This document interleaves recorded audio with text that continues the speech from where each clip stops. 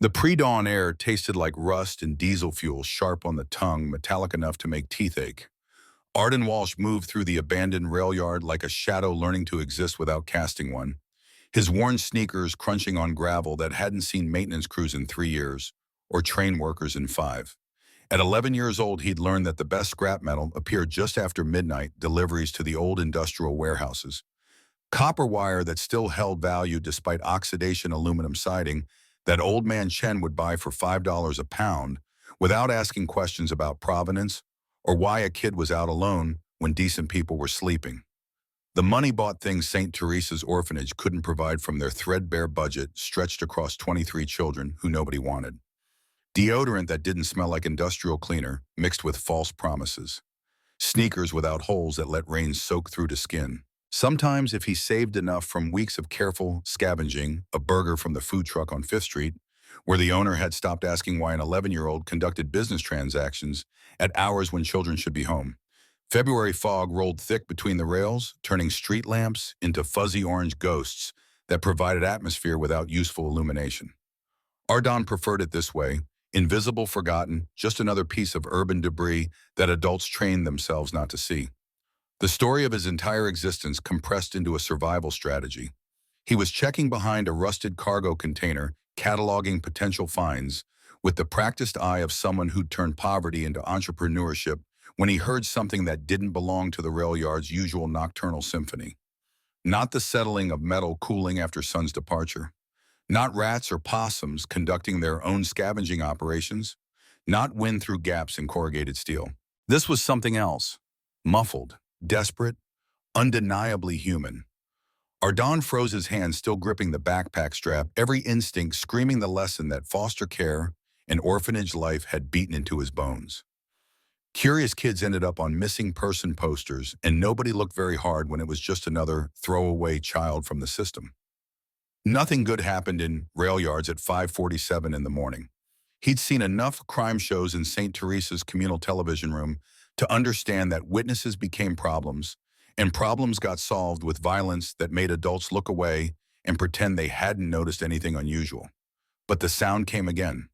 Frantic now, carrying the particular quality of someone drowning on dry land, fighting for air that wouldn't come. His feet moved before conscious thought authorized the decision, following the noise past mile marker 102, where the tracks curved toward the old freight route that hadn't carried legitimate cargo since the economic collapse had turned this section of Oakland into industrial graveyard.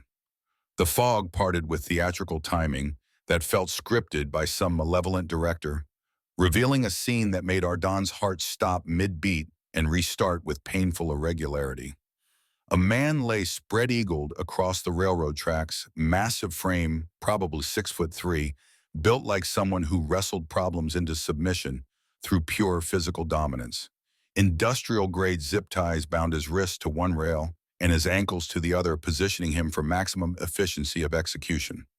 Gray duct tape wrapped around his head, multiple times covering his mouth completely, turning screams into muffled sounds that wouldn't carry beyond the immediate area. His leather vest bore patches Ardon couldn't read clearly in the dim light, but he registered military precision in their arrangement. The man's eyes locked onto Ardon with intensity that transcended desperation, calculating in microseconds whether an 11-year-old boy represented salvation or merely the last witness to his death. Then Ardon heard the second sound that would define this moment forever. A train whistle, distant but unmistakable. Clear enough to judge distance, maybe 2 miles out, approaching fast on schedule, that cared nothing for human dramas unfolding on its predetermined path. Time crystallized into mathematics. Run to highway 15 minutes at full sprint. Find phone another 10 minutes, assuming someone would answer, believe him, care. Call 911, explain the situation to dispatcher, trained to filter prank calls from legitimate emergencies. Wait for response, police, fire, emergency services, mobilizing through bureaucracy that moved at institutional pace. The numbers added up to a conclusion that was simple and horrible. The man would be dead long before help arrived through official channels. The whistle sounded again. Closer now. Close enough that Ardon could hear the underlying rumble of diesel engines pulling freight cars loaded with cargo that had schedules and delivery windows and profit margins that wouldn't pause for human tragedy. Ardon dropped his backpack and ran forward, his hands already shaking so badly he could barely control fine motor functions. The man's eyes tracked his approach, no longer showing panic but pure assessment, weighing probabilities, calculating whether a child could accomplish what needed accomplishing in time measured by approaching thunder. I got something. The words emerged more for his own benefit than the man's talking himself through actions that defied every lesson about self-preservation. His fingers fumbled in his jacket pocket, searching for the box cutter he'd stolen from a construction site last month. He'd told himself it was for cutting wire for improving efficiency in his scrap metal operations. Now it might be the only thing standing between this stranger and death. The blade clicked out with sound that seemed impossibly loud. Small, rusty, barely sharp enough to cut cardboard without significant pressure. The zip ties binding the man to the tracks were industrial grade, thick as Ardon's pinky finger, designed to restrain cargo that weighed tons. His cheap stolen tools seemed laughably inadequate for the task. "This is going to take a minute. Don't move." The man went absolutely still, his breathing harsh through his nose, the only sound beyond approaching train. Ardon knelt beside his right wrist where plastic bit into flesh deep enough to draw blood that ran dark across the rail. He positioned the blade against the tie and began sawing with frantic desperation that made precision impossible. The plastic was tougher than any wire he'd ever cut, resisting the dull blade with engineering designed for exactly this kind of resistance. His palms were already sweating, despite cold air making grips slippery. The train whistle screamed again, no longer distant, close enough now that he could hear individual sounds. Wheels on rails, air brakes, the distinctive Doppler effect of massive object approaching at speed. "Come on, come on!" He muttered the words like prayer to gods he'd stopped believing in when his father died, and the system had proven itself indifferent to one more orphaned child. He put his whole body weight behind the blade, sawing with movements that sacrificed skin on his knuckles for additional pressure. The first tie snapped with sound, like gunshot. The man's right arm came free immediately, hand moving to claw at the duct tape covering his face with desperate urgency. Ardon moved to the left wrist, his movements becoming more frantic as the train's rumble grew from distant thunder to immediate presence. The blade slipped on sweat-slick plastic, skipping across the tie before finding purchase again. Then it happened that the box cutter's edge caught wrong, slid sideways, and opened a gash across Ardon's palm from base of thumb to heel of hand. Blood welled up hot and fast, shockingly bright in the dim light, but stopping meant death for both of them. He ignored the pain that screamed through nerve endings and kept sawing his blood, making everything slippery, making the blade skip and slide with each stroke. The second tie broke. The man ripped the last section of duct tape away, his voice emerging rough as gravel scraped over broken glass. "Legs. Kid the legs." Ardon scrambled to the ankle restraints, his injured hand leaving red smears on everything he touched. The train's headlight cut through fog like lighthouse beam on stormy coast and illuminating them in harsh white glare that made every detail hyper-real. The engineer would see them. Had to see them. But freight trains loaded with thousands of tons of cargo didn't stop on a dime. Even if the engineer slammed emergency brakes at this exact moment, momentum and physics would carry the train through this spot with unstoppable force. His vision tunneled until nothing existed except the blade, the plastic, the sawing motion that tore skin from his injured palm with each stroke.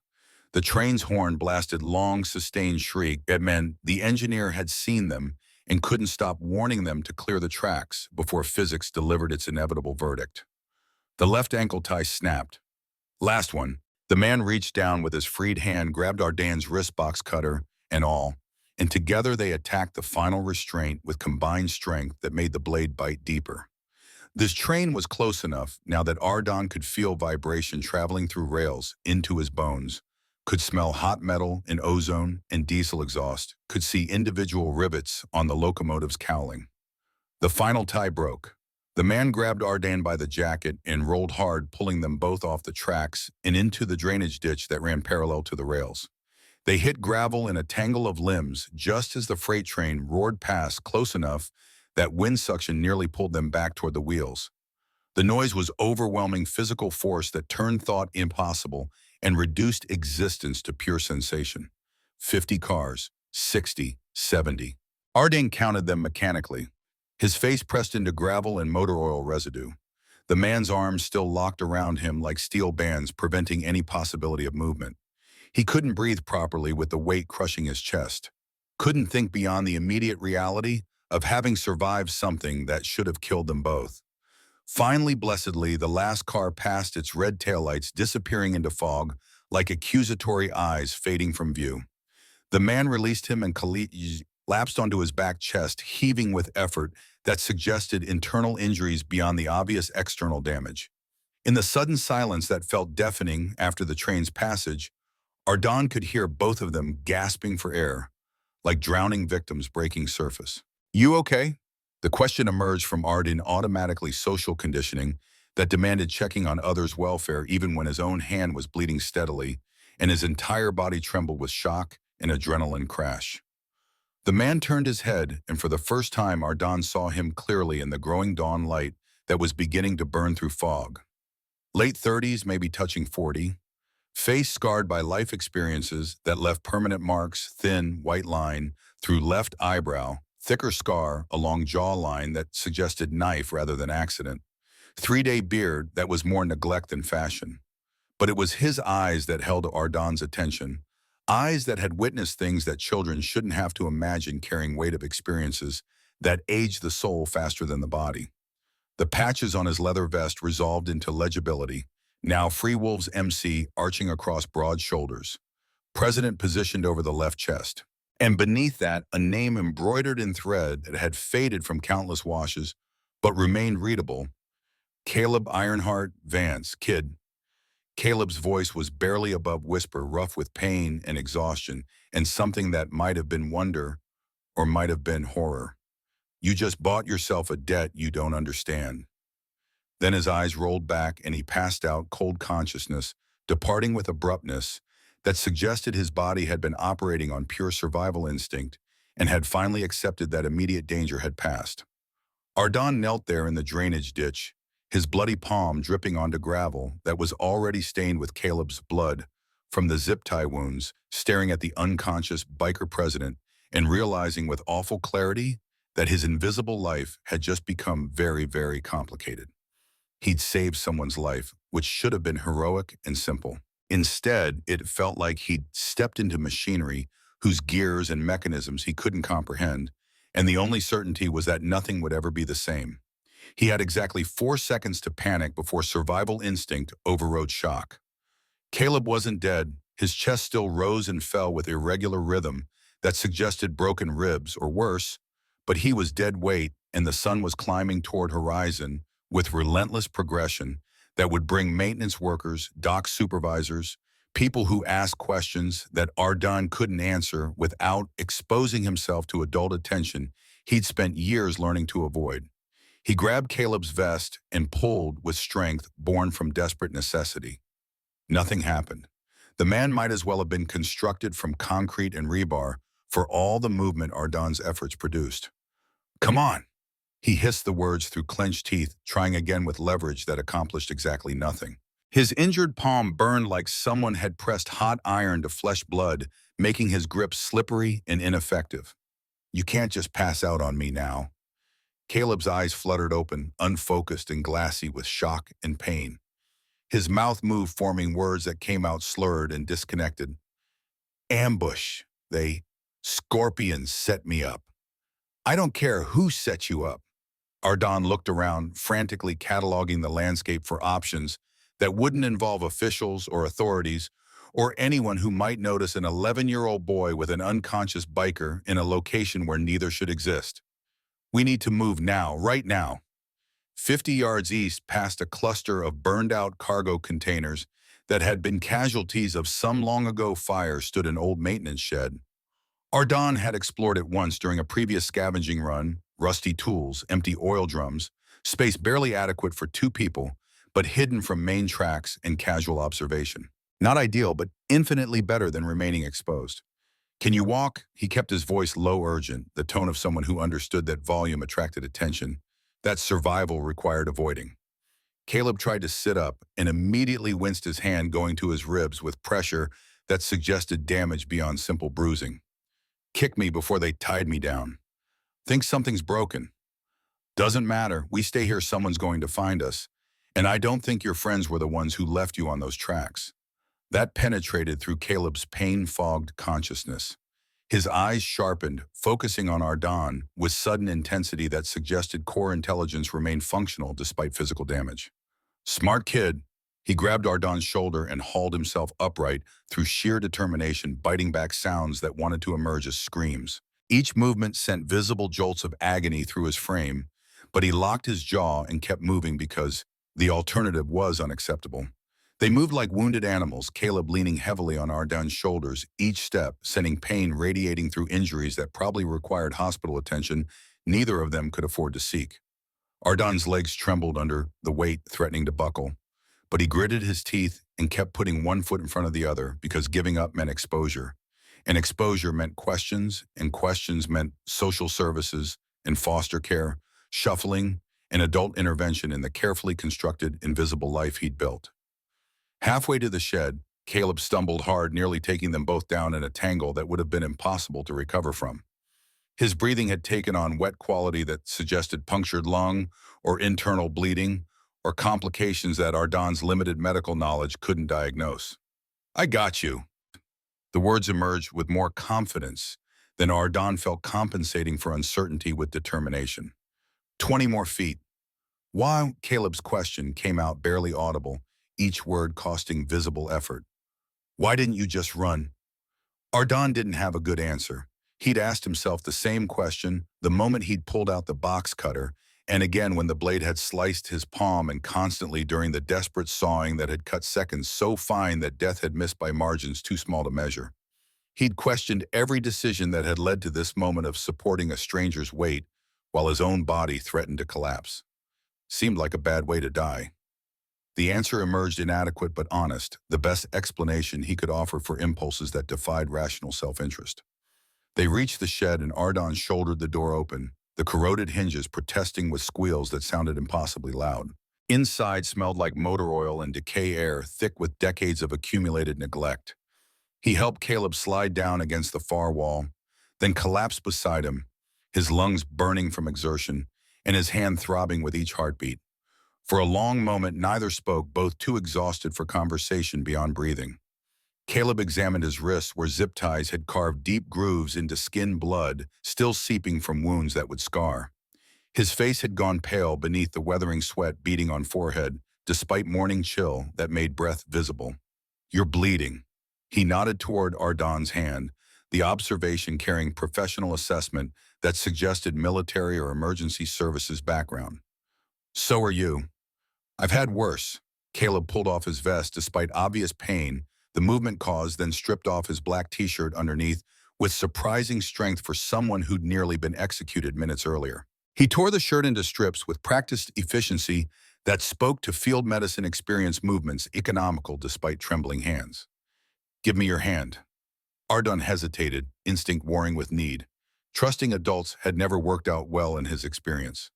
But his palm was bleeding steadily, and infection and wounds acquired through saving someone's life seemed like particularly unfair irony. He extended his injured hand. Caleb wrapped it with surprising gentleness, his calloused fingers working the makeshift bandage tight enough to apply pressure without cutting circulation. The fabric immediately began soaking through with blood, but the flow slowed to manageable seepage. That'll hold until you can get it cleaned proper. Might need stitches. Can't go to hospital. They'll call social services. Caleb's eyes narrowed with understanding that came from personal experience rather than abstract sympathy. Orphanage. How'd you know? Seen that look before.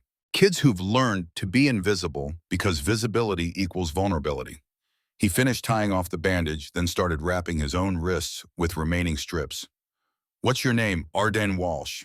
The name hit Caleb like physical blow. He went absolutely still, his hands freezing mid-wrap, his eyes snapping to Ardon's face with intensity that bordered on violence. The air in the shed changed, charged with electricity that made hair stand on arms. Walsh, Daniel Walsh's kid. Ardon's breath caught in his throat. Nobody had mentioned his father's name in months except in past tense during caseworker meetings where they discussed the deceased with clinical detachment that made death sound like paperwork error. Hearing it spoken with recognition and emotion by a stranger tied to railroad tracks felt like ghost reaching from beyond to touch present with cold fingers. "You knew my dad." Caleb sat up straighter despite protesting. Ribs grabbed Ardon's shoulders with both hands, his grip urgent enough to border on painful. His voice emerged rough with emotion that transcended physical pain. "Danny was my brother. Not blood better than blood. Afghanistan 2012 second tour. He pulled me out of burning Humvee after IED blast took out our convoy. Saved my life while rounds were still cooking off in the fire. I owed him everything." His voice broke on the last word, hands tightening on Ardon's shoulders before releasing as if contact burned. "6 months ago, they told me workplace accident. Forklift malfunction at the warehouse. I went to the funeral. Saw you there in the back row, the kid who didn't cry while everyone else was falling apart. I don't cry much anymore." The words emerged flat statement of fact rather than seeking sympathy. "Your dad talked about you constantly. Showed me pictures, birthday parties, school events. That time you built a volcano for science fair that actually worked. My boy Ardon, smartest kid you'll ever meet." He was so damn proud. Caleb's hands were shaking now, tremors that had nothing to do with physical trauma. "Danny's dead and I couldn't protect him. But I can protect you. I will protect you. That's blood debt, kid. That's sacred." The statement landed with weight that Ardon felt in his chest, recontextualizing everything that had happened in the past 20 minutes. He hadn't saved a random stranger. He'd saved his father's closest friend, a man who considered Daniel Walsh not just comrade but brother, who carried obligation that transcended circumstance. What happened on those tracks, Ardon needed to understand what he'd stepped into, what machinery he'd inserted himself between. Caleb finished wrapping his wrists, his expression hardening into something dangerous beneath the pain. "Scorpion's MC wanted me dead. Not just dead, wanted it to look like Iron Saints killed me. Tie the president of Free Wolves to railroad tracks, make it look like execution, start a war between two biggest clubs in the region. While we're tearing each other apart, Scorpions take over the territory we're too busy bleeding to defend. But I saved you, so the plan didn't work. Which means Scorpions have a problem." Caleb pulled out a phone from inner vest pocket, screen cracked but miraculously still functional. "They can't let word get out that they tried and failed. Makes them look weak, desperate, incompetent. So they'll tie up loose ends, eliminate witnesses, make sure the story they wanted told is the only story that exists." The implications settled over Ardon like winter fog, cold and inescapable. "What does that mean?" Caleb's thumb hovered over the phone screen, accessing features that Ardon couldn't see from his angle. "Means you're in danger now, kid. Anyone who helped me becomes target. Anyone who knows their plan failed becomes problem that needs solving. Welcome to the war you didn't ask to join." He pressed something on the phone, then tucked it back into his vest. "My second-in-command, Rook. He's going to come get me. He's going to want to know who helped, how I got free. I can lie, say I managed it myself, but your blood on my vest tells a different story." Ardon looked down at his bandaged hand, then at the dark stains on Caleb's leather, where arterial spray had marked the Free Wolves insignia with crimson testimony. "They're going to know anyway." His voice came out barely above whisper, the weight of consequences pressing down on chest that already hurt from Caleb's rescue grip. "Yeah, they are." 23 minutes after Caleb activated the emergency beacon, Ardon heard them approaching. Not the theatrical roar of motorcycle engines he'd expected from movies and television portrayals. Just soft crunch of boots on gravel, rhythmic and precise, like soldiers on patrol who'd learned that survival sometimes required silence over intimidation. Caleb's hands shot out, gripping Ardon's wrist with pressure that communicated urgency without causing additional pain to his injured palm. "Stay behind me. Don't talk unless Rook asks you direct question." "Understand." Ardon nodded, his heart hammering against ribs hard enough to hurt, wondering if saving someone's life was supposed to feel this much like stepping into quicksand that pulled you deeper with each movement toward escape. The shed door didn't burst open dramatically.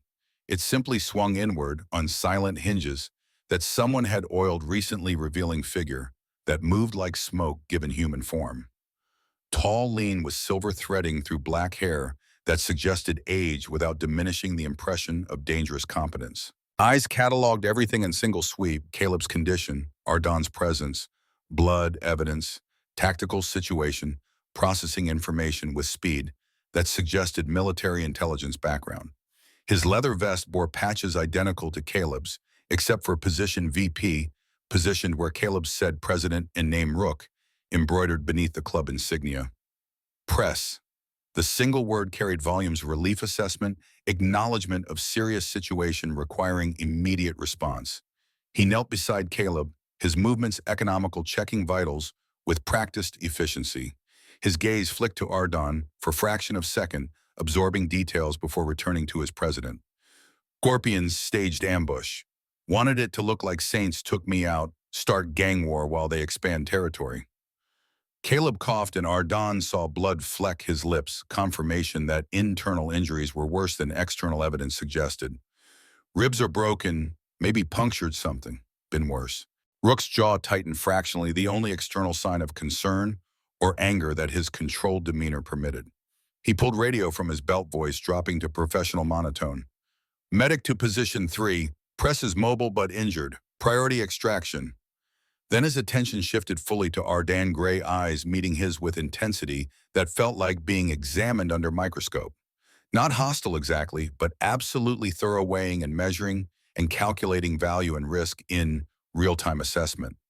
You got a name? Ardon Walsh. The response was immediate and visceral. Rook went absolutely still for heartbeat that stretched longer than physically possible. Then something shifted in his expression: recognition, pain, respect, coalescing into reaction that transcended professional distance. Daniel Walsh's kid. His voice had changed, warmth bleeding through the professional coldness. Danny's boy. You knew him too. Everyone knew Danny. Hell of a man. Saved half our asses at one point or another. Rook's mouth tightened into line that might have been smile or grimace. He saved Caleb's life in Afghanistan. Now you saved Caleb's life here. Walsh family has a habit of pulling Ironheart out of situations that should have killed him. 2 more men entered the shed, moving with same eerie precision. One carried medical bag that suggested field training rather than civilian emergency services. The other held black duffel whose contents Ardon couldn't guess, but suspected involved weapons or equipment that wouldn't pass casual inspection. They worked on Caleb without words, checking vitals, wrapping ribs with practiced efficiency that came from treating combat injuries under less than ideal conditions. Kid's in shock. The medic spoke without looking up from his work. Cut on his palm, needs cleaning. Might need antibiotics to prevent infection. Handle it. Rook's command was absolute, not request but directive that expected immediate compliance. Ardon wanted to protest to insist he was fine, but his bandaged hand was throbbing with pain that made fine motor control nearly impossible, and his entire body had started shaking with delayed shock now that immediate danger had passed. The medic unwrapped Caleb's makeshift dressing, revealing gash that looked worse now that blood had clotted around edges, and cleaned it with something that burned like acid-eating flesh. Keep it dry. Change bandage twice daily. Any redness or swelling beyond immediate area, you need real medical attention. The medic's voice was professional, detached, delivering information without emotional investment. You're lucky. 1/4 inch deeper, and you'd have nerve damage that would affect grip strength permanently. Thanks. Ardon's voice emerged smaller than intended, the word inadequate for medical care, provided without questions about insurance or guardian consent or any of the complications that would have arisen in official emergency room. Outside the shed, Ardon could hear engines, now multiple motorcycles positioned in perimeter that suggested security rather than transportation. Protection or prison, he couldn't determine which, and suspected the distinction might not matter in practice. Caleb was on his feet with assistance from 2 men who supported his weight without making the help obvious. His face had regained some color, though breathing remained labored and painful. Get me to safe house, and Rook kid comes with us until we figure out cleanup. Press he's civilian, minor. Child Protective Services will have questions if he disappears. He's Daniel Walsh's son, and he can identify Scorpion tactics and execution methods. He stays under protection until we know he's safe from retaliation. Rook's expression showed he didn't like the decision, but his voice remained neutral when he responded, your call. They moved as Unit Caleb positioned in center, surrounded by his men, with Ardon tucked between Rook and the medic. When they emerged from the shed, Dawn had fully broken painting the rail yard in shades of orange and gold that made industrial decay look almost beautiful. 6 motorcycles formed circle around them, riders standing silent with their helmets on, and engines idling low. Their vests were covered with plain black jackets, hiding club insignia from casual observation. Smart Ardon thought. Don't advertise. Rook swung onto his bike with fluid motion that made mounting look effortless, then looked at Ardon with expression that suggested he was making calculations about risk versus necessity. You ever ride? No. Today you learn. Get on behind me, arms around my waist, feet on the pegs. Lean when I lean, fall off, and you are on your own.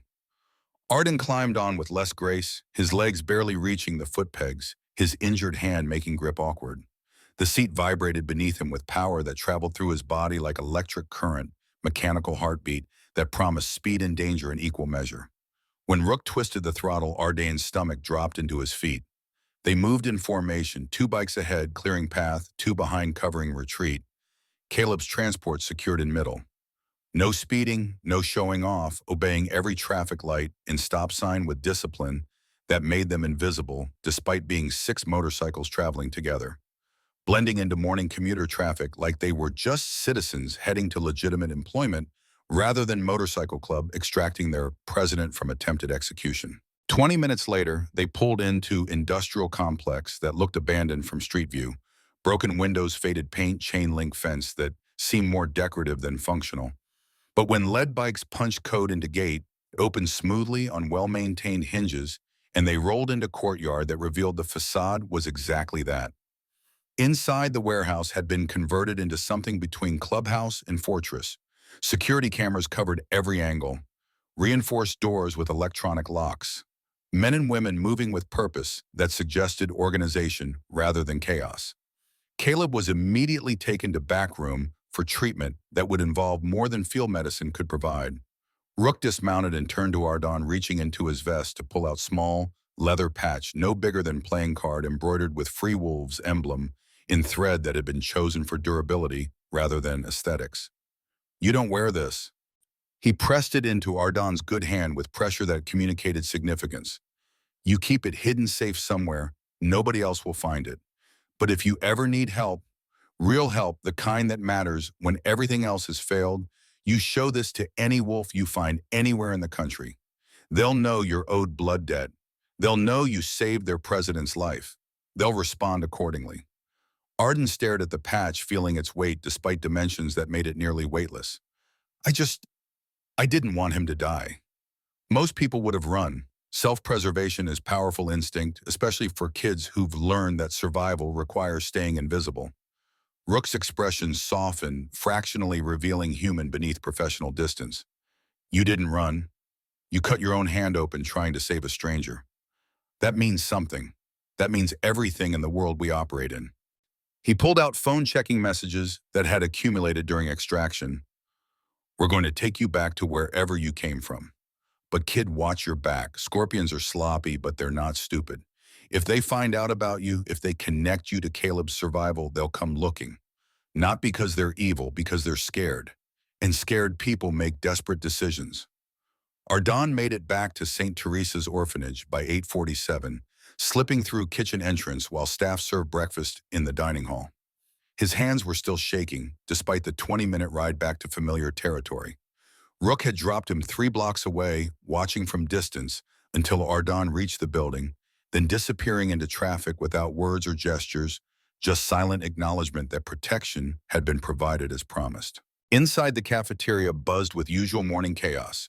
23 kids between ages 6 and 17 arguing over cereal boxes and fighting for television remote that controlled their limited entertainment options. Ardon grabbed Trey and sat in his corner spot, the one he'd claimed through 2 years of careful territorial negotiation, trying to blend into wallpaper and become invisible again after hours of being painfully, dangerously visible. Where were you? Marcus slid into seat across from him without invitation, his linebacker build making the plastic chair look undersized.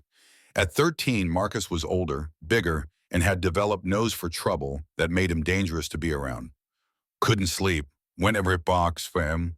At 5 in the morning, Marcus's eyes dropped to Ardon's bandaged hand, suspicion crystallizing into certainty that something significant had occurred. What happened to your hand? Slipped on some metal in the yard. Cut my palm. It's fine. Let me see. It's fine, Marcus. I said it's fine. Ardon's voice came out sharper than intended, drawing attention from nearby tables that he absolutely didn't want. He took breath, forcing control. Sorry, I'm just tired. New bandage, clean cut, healing normally. Nothing to worry about. Marcus raised his hands in surrender gesture, but his suspicious gaze lingered, suggesting this conversation would continue later, when fewer witnesses were present. At 9:15, Mrs. Patricia Chen entered the cafeteria and turned up television volume without asking permission. Everyone quiet down. Morning news is important. The kids groaned in collective protest, but complied, voices dropping to sullen mutters as local news anchor appeared on screen. Her expression carried gravitas reserved for serious stories, the kind that adults discussed in hushed tones while children pretended not to understand implications. Breaking news this morning from Oakland. Police are investigating what appears to be violent confrontation between rival motorcycle clubs in the industrial district near the old Carpenter rail yard. Evidence suggests attempted murder was thwarted, though details remain scarce, and law enforcement is not releasing specifics pending investigation. Ardane's blood went cold in his veins, temperature dropping so fast he felt dizzy. The screen cut to aerial footage shot from news helicopter, showing the rail yard from above, yellow police tape, cordoning off area near mile marker 102, crime scene investigators, photographing tracks where Caleb had been restrained, close-up shots of cut zip ties and blood on rails, making everything horrifyingly real in public. Authorities found evidence of restraints and blood at scene. The anchor's voice continued with professional detachment. But no victim and no witnesses have come forward to provide statements. Police are treating this as gang-related violence and warn residents to avoid the area until investigation concludes. Mrs. Chen shook her head with disgust that came from years of dealing with city problems. Bikers, nothing but criminals and thugs. Thank God none of you children were anywhere near that area. Several kids nodded agreement, accepting adult interpretation without question. Ardon kept his expression neutral despite internal panic, but his mind raced through implications. The news showed everything: tracks, blood, zip ties, exact location. If Scorpions were watching, they now knew their plan had failed spectacularly and publicly. They knew someone had interfered, had cut Caleb free, had prevented execution that should have triggered gang war. Police believe this may be connected to ongoing territorial disputes between Iron Saints MC and unknown rival organization. The anchor continued reading from teleprompter. Anyone with information is urged to contact authorities immediately. A reward is being offered for details leading to arrests. Mrs. Chen switched off television with finality. Enough of that. You all have chores before school starts. Let's maintain our routine and be grateful we're safe here. The cafeteria emptied in the usual stampede of kids trying to avoid dish duty. Ardon remained seated, staring at his bandaged hand, the free wolf's patch burning in his pocket, like coal still holding heat from fire. The entire situation had become exponentially more dangerous in seconds of news coverage that made private violence into public spectacle. That evening, after dinner had been eaten and homework had been completed and younger kids had been put to bed, Ardon's phone buzzed with text from unknown number. His first instinct was to ignore it, but something made him check, despite knowing that curiosity had already gotten him into more trouble than he could handle. The message was simple: stay alert, stay safe, the wolves remember. He stared at those 5 words for a full minute, parsing meaning and implication. Then he deleted the message, cleared his phone's history, and hid the free wolf's patch deeper under his mattress, between box spring and frame where casual inspection wouldn't reveal it. Outside his window, he heard engine sound that didn't match usual neighborhood traffic. Moving to look without making movement obvious, he saw a black sedan with tinted windows rolling past Orphanage. Slowly, driver barely maintaining legal speed limit. The vehicle circled the block once, twice, 3 times, then disappeared into evening traffic. But Ardon knew with certainty, born from survival instinct, that whoever was driving had been cataloging details, building layout, security measures, entry points, vulnerabilities. The Scorpions were hunting him. They just hadn't figured out who they were hunting yet. 2 days passed in tension that made sleep impossible and eating difficult. Ardon jumped at every sound, car doors slamming, outside footsteps in hallways that belonged to other kids or staff, the creak of his bedroom door at night when building settled. He barely slept, and when he did, dreams filled with train whistles and zip ties cutting into flesh, and Caleb's voice saying, "You bought yourself a debt you don't understand." Marcus noticed because Marcus noticed at everything. "You've been acting weird since that morning you went for walk." "What aren't you telling me?" "I'm fine." "You're not fine. You look like you haven't slept in a week. You jump every time someone walks past. What happened?"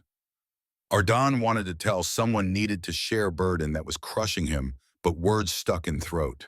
How could he explain what had happened without sounding insane, without putting Marcus in danger, without exposing himself to questions that would inevitably lead to adult intervention and system involvement that would destroy the fragile independence he'd built? Just stress, new school year assignments piling up. "I'm handling it." Marcus's expression said he didn't believe that explanation for a second, but he backed off without pushing further. Then on Thursday afternoon at 2:34, everything changed again. Mrs. Chen called Ardon into her office with an expression that mixed concern and something that looked uncomfortably like guilt. "Ardon, I need you to pack your belongings. You're being transferred to Hamilton House, the city shelter downtown. It's temporary arrangement until we can address some security issues here at St. Teresa's." Arden's heart restarted with painful irregularity. "Why me? Why not all of us, Mrs.?" Chen's expression confirmed his worst suspicions. "The caseworker flagged you specifically in her report. She noted signs of stress, difficulty, sleeping, anxiety indicators. They think change of environment might help with whatever you're struggling with. And honestly, with recent security concerns, Hamilton House has better protective measures: guards, cameras, comprehensive monitoring systems." Translation: someone had pressured the system, had made anonymous calls suggesting safety concerns, had manipulated bureaucracy to isolate specific target. The Scorpions were moving pieces on board that Ardon couldn't fully see, positioning him exactly where they wanted him. "When do I leave?" "Within the hour. Social worker is en route to escort you." Mrs. Chen's voice carried apologetic edge. "I know this is disruptive, but sometimes the system makes decisions we don't fully understand or agree with. We have to trust they're acting in everyone's best interest." Ardon climbed stairs to shared bedroom, feeling like he was walking to execution, each step heavier than the last. He pulled his battered duffel bag from under bed and started packing 3 shirts, 2 pairs of jeans, underwear, socks, everything he owned, fitting easily into one bag, because poverty meant traveling light. He found Free Wolf's patch hidden under mattress and stared at it for a long moment.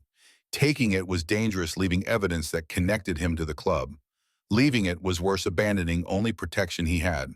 He wrapped it carefully in spare shirt and tucked it into bottom of bag. Marcus appeared in the doorway. "You're really leaving?" "Not my choice. Because of the fence thing." Marcus's voice carried confusion that Ardon couldn't address without revealing too much. "I guess. Fresh start, new environment. Maybe it'll be good." "Ardon, if you're in trouble..." "Drop it, Marcus." The words came out harder than intended, sharp enough to cut. "Please, just drop it." Social worker Ms. Lisa Reeves arrived at 3:17, looking tired in ways that went beyond simple fatigue. She loaded Ardon into white sedan, checked clipboard, and drove toward downtown without conversation or explanation. Hamilton House was in Warehouse District, 20 minutes from St. Teresa's, surrounded by industrial buildings that looked abandoned even during business hours. "Safer," Mrs. Chen had said. Arden wasn't convinced. Hamilton House loomed 3 stories tall against Oakland's industrial skyline, converted warehouse wearing chain-link fence and security cameras like defensive armor against urban decay. Ms. Reeves buzzed them through the gate without ceremony, signed paperwork at reception desk, staffed by guard who looked simultaneously bored and exhausted, then departed without goodbye or reassurance. The message was clear: Ardon was cargo being delivered, not person requiring care. Counselor Julian Park appeared moments later, 42, methodical, carrying clipboard, like shield against emotional involvement. "Ardon Walsh, welcome to Hamilton House. I'll show you to your assigned room. Explain a house rules, answer basic questions. Dinner is served at 6, lights out at 9.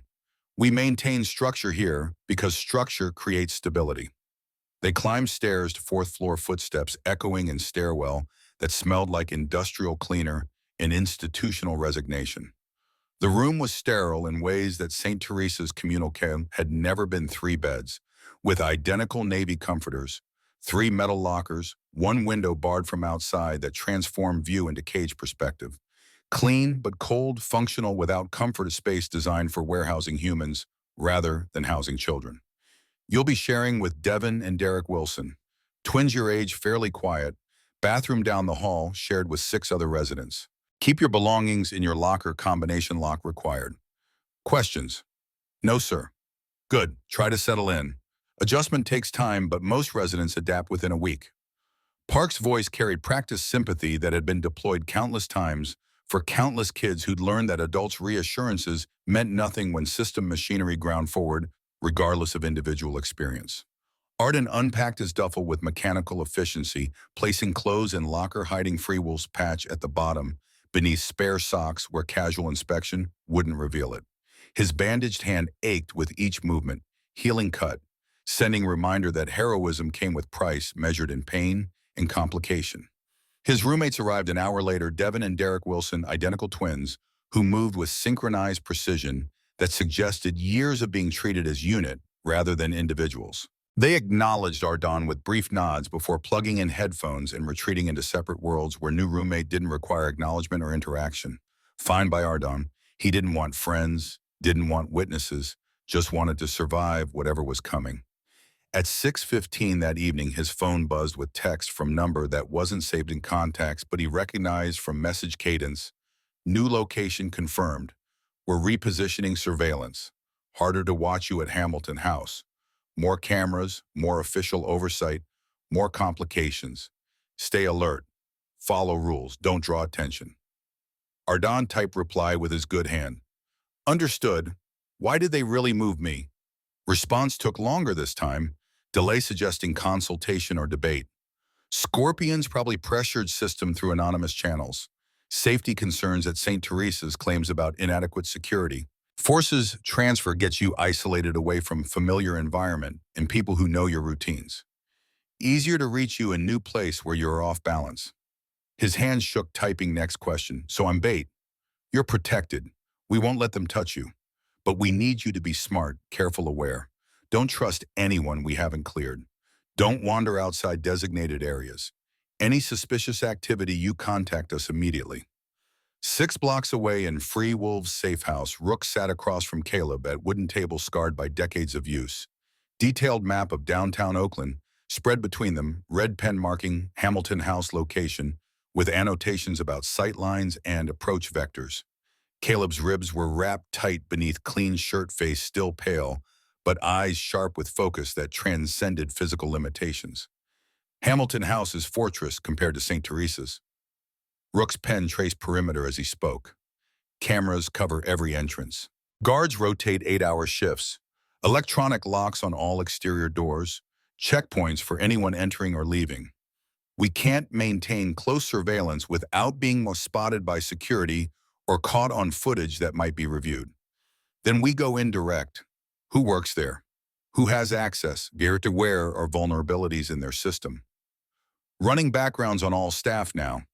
3 guards on rotation, 2 counselors including Park. 1 director who works days only. Building itself is solid, reinforced doors, fire escapes that set off alarms if accessed without authorization code. Caleb leaned back in his chair, wincing as movement pulled at healing ribs. Doc Flynn's surgery had addressed internal bleeding in punctured lung, but recovery would take weeks that they didn't have. Scorpions forced this move. They're setting something up, positioning pieces for endgame we can't fully see yet. Agreed, but what's their play? They can't just grab kid from city shelter. Too many witnesses, too much official attention, too much heat that would bring every law enforcement agency down on them. They don't need to grab him. Caleb's voice went cold with understanding, born from years of reading patterns and anticipating moves. They just need to scare him into running. Kid runs, gets lost in system, disappears into foster care shuffling, or worse. No witnesses, no evidence, no connection back to them. Clean elimination disguised as bureaucratic failure. Rook's jaw clenched. We need to accelerate legal option. How long until we can petition for guardianship? Without solid legal case weeks, maybe months. I've got prior arrest record assault charges from 10 years ago, even though they were eventually dropped. Any family court judge is going to look at motorcycle club president requesting guardianship of minor child he met days ago and laugh us out of court. We need ironclad case character witnesses, financial documentation, home study results. Process takes time we don't have. Then we build case fast. Character witnesses from charity work. Veterans Riding Foundation records clean financial statements showing legitimate business income. Make it impossible for them to deny based on prejudice alone. It's still long shot at best. Caleb stood despite pain, pacing with a controlled aggression that channeled frustration into movement. That kid saved my life. More than that, he's Daniel Walsh's son. Danny was my brother in every way that matters. I owed him everything, and I couldn't save him when scorpions took him out. But I can save his boy. I will save his boy. That's blood debt, Rook. That's sacred. Even if it costs the club. The question hung in air like blades suspended by thread. Rook's expression showed conflict between loyalty and pragmatism, between honoring debt and protecting brotherhood that extended beyond single individual. What are you saying? Rook met his president's eyes without flinching. I'm saying what VP is supposed to say. Voice of reason when passion threatens judgment. Danny was my brother too. I love that man, would have died for him. But he's dead press. We can't bring him back by dying for his son. His voice hardened. Protecting our Don is right thing morally, but tactically, strategically, we're putting entire club at risk. Scorpions know we're involved now. If they escalate, if this becomes full war, or we're talking casualties, maybe deaths, brothers and sisters bleeding because we chose to protect one kid. Is that trade you're willing to make? System failed Danny. Caleb's words came out flat, absolute.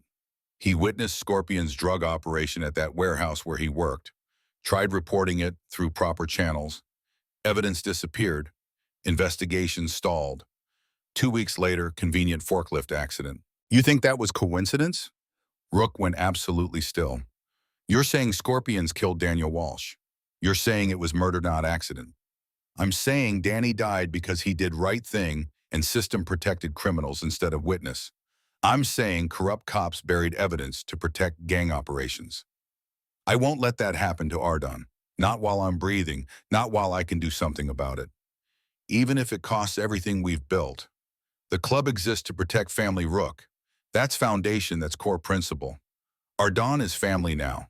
If we abandon him because it's dangerous or inconvenient, then what are we?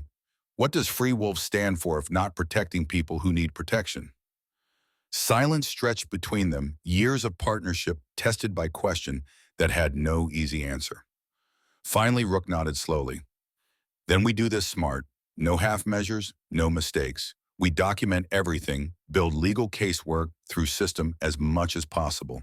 But we also prepare for war. Because if Scorpions move first, we respond with overwhelming force. Miles appeared in doorway, laptop under arm expression, carrying news that neither good nor simple. Got something on those background checks, something big. He set laptop on table, pulling up phone records and database searches that skirted legal boundaries. Detective James Morrison, Oakland PD. 15 years on force.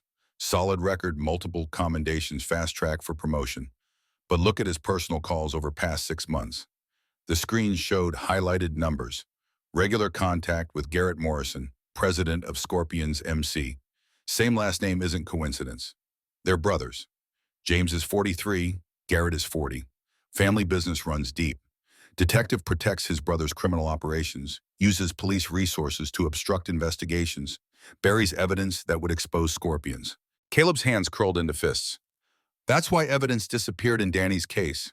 That's why forklift accident was ruled accidental despite suspicious circumstances. Morrison used his badge to cover murder. Gets worse. Miles pulled up more records. Morrison's been in contact with Child Protective Services, making inquiries about Ardan Walsh. Anonymous tips about safety concerns at St. Teresa's. Pressure to transfer him to different facility. He orchestrated the move to Hamilton House, isolated Ardon, where he's vulnerable. We're not fighting just a gang. Rook's voice carried grim understanding. We're fighting corrupt cop with police resources and authority. He can obstruct our legal efforts, delay guardianship petitions, use his position to keep Ardon in system where scorpions can reach him. Caleb stared at phone records showing corruption rendered visible through data. Then we expose him. Build case so airtight that internal affairs has no choice but to investigate. Make his corruption public undeniable, impossible to ignore.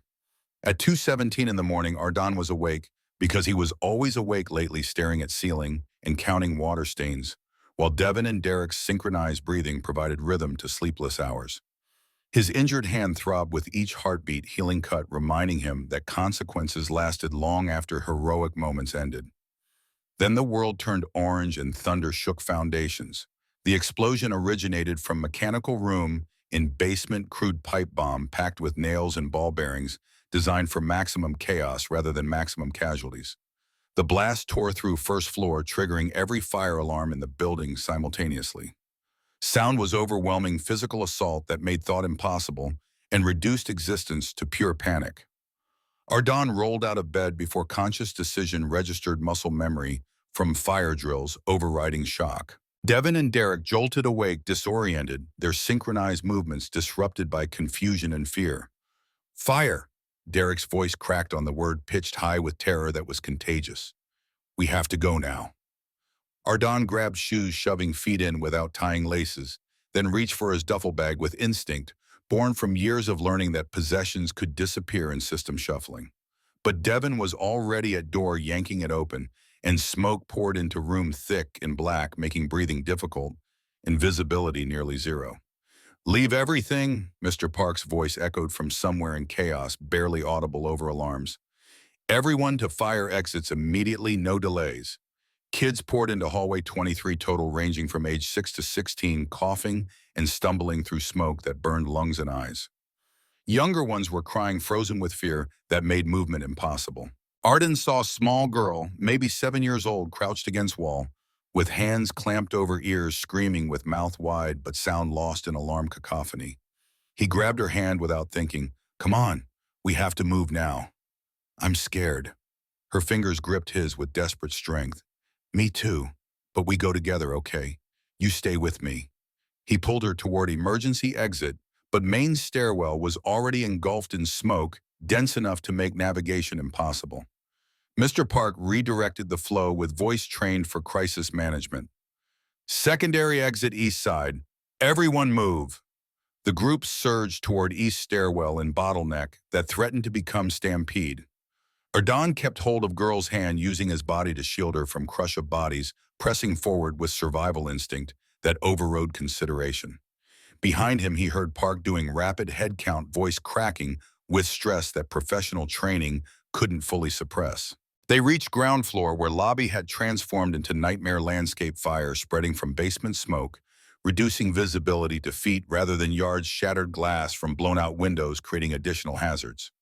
Security guard was frantically unlocking front gates, hands shaking so badly he dropped keys twice before managing to get gate open.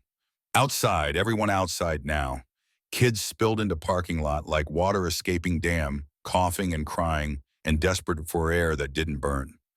Ardon made sure the small girl reached counselor before turning back to assess building. Flames licked from basement windows with orange hunger, but upper floors where they had been sleeping appeared structurally intact. Smoke damage probably, but not total destruction. This wasn't accident designed to kill. This was message designed to terrify. Is everyone out? Park was shouting, doing visual count that kept coming up wrong. Sound off by floor. Counselors attempted rapid head count despite chaos. Wait, Wilson twins, fourth floor. Where are Devin and Derek? Ardon's blood went cold with realization that carried guilt and responsibility in equal measure. They were right behind me coming down the stairs. I saw them go towards South Corridor. Another kid's voice shaking. They said South exit was faster, that everyone else was being slow. Mr. Park's face drained of color in firelight. South exit is blocked. Renovation work last week. We chained it off for safety until repairs are complete. He was already running back toward building before finishing sentence. Ardon didn't calculate risk versus reward, didn't consider that he'd already saved enough lives to satisfy cosmic balance. His body simply moved on instinct that transcended self-preservation, following Park through smoke-filled entrance back into building that might collapse around them. Fourth floor south corridor. Smoke was thicker here, toxic enough that breathing required filtering through shirt pulled over nose and mouth. Heat was building, suggesting fire was spreading faster than initial assessment had indicated. Ardon pushed forward through visibility, reduced to arm's length, calling names into chaos. Devin, Derek, where are you? Here, Devin's voice weak and desperate. We can't get out, door won't open. Ardon found them both pounding on emergency exit door that should have opened immediately, but instead remained stubbornly closed. Getting closer, he saw the problem chain wrapped through door handles and padlocked from outside. Security violation, bureaucratic oversight, someone's mistake that had become death sentence for two 11-year-old boys. Park caught up, wheezing smoke inhalation affecting him worse than younger lungs could handle. Get back. Both of you get back now. He threw shoulder against door with force born from desperation. Once. Twice. The chain held firm, industrial-grade steel, laughing at human effort. Fire extinguisher. Ardon spotted one mounted on wall, grabbed it, despite protest from healing hand, passed it to Park, who immediately understood the plan. Park used extinguisher like battering ram, focusing impact on chain's weakest point, where padlock connected. Metal screamed under repeated assault. Third impact and chain snapped with sound like gunshot. Door flew open and fresh air rushed in with force that suggested pressure differential had been building.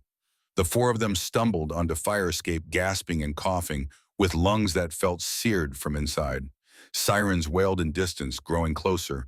Fire trucks, police ambulances, responding to emergency calls from neighbors awakened by explosion and alarm bells. They descended metal stairs with feet clanging on steel that vibrated under their weight. Ground level brought EMTs rushing forward with oxygen masks and thermal blankets in medical assessment that happened faster than Ardon could track. He collapsed on pavement with lungs burning and vision swimming with spots that suggested oxygen deprivation. Someone wrapped blanket around his shoulders. Someone else pressed oxygen mask to his face with instruction to breathe slowly and deeply. Through chaos, he watched building flames now visible on multiple floors, firefighters attacking blaze with high-pressure hoses that seemed inadequate against conflagration. Hamilton House wouldn't be habitable for months, maybe years. Police officer knelt beside him with notepad and expression, mixing concern with professional suspicion. Son, can you tell me what happened? Did you see anyone before the explosion? Hear anything unusual? Ardon shook his head, but his mind was racing through implications. He had been awake, had been listening to silence punctuated by Devin and Derek's breathing. Around 2:10, he'd heard footsteps in hallway, quick, purposeful, wrong for late night when everyone should be sleeping. Then stairwell door closing with soft click of someone trying to be quiet. Someone had been in building right before explosion. Someone who didn't belong. Did you see anyone? The officer pressed. Any details you remember could be important for investigation. No, sir. Just woke up to explosion and alarms. 6 blocks away in parked van, Rook watched through binoculars as emergency vehicles surrounded Hamilton House with organized chaos of professional response. Explosive device confirmed. Bomb squad is on scene processing evidence. No casualties reported, everyone got out. His radio crackled with update from the surveillance team. Target spotted. EMTs have him, he's alive, and apparently helped with evacuation. Kid went back into burning building after getting out. Of course he did. Rook's voice carried mixture of respect and concern. Walsh family genetics don't include self-preservation instinct. Where are scorpions? Surveillance caught 3 suspects fleeing scene on foot. No plates, but we got facial recognition. Running them through database now. Rook pulled out phone, speed dialing Caleb. Press they hit Hamilton House. Pipe bomb in basement. Building's going to be uninhabitable. Silence on other end stretched long enough to suggest Caleb was processing implications rather than searching for response. Then Ardon, alive, helped evacuate younger kids, then went back in for 2 more who got trapped. Kids got more guts than sense. Where are they taking him? That's the problem. State's moving all Hamilton House residents into emergency placement scattered across region. Different facilities, different cities, isolates them, makes protection harder. We lose track, we can't maintain security. How long until they move him? Hours, maybe. They're processing everyone now, calling placement facilities, arranging transportation. Then we're out of time. Caleb's voice turned hard with decision made. Get Elena Foster on phone immediately. We need emergency intervention tonight, not next week. And Rook, get me complete security footage from Hamilton House. Every camera, every angle, every second before that bomb went off. If scorpions planted it, they left evidence. We're going to bury them with their own mistakes.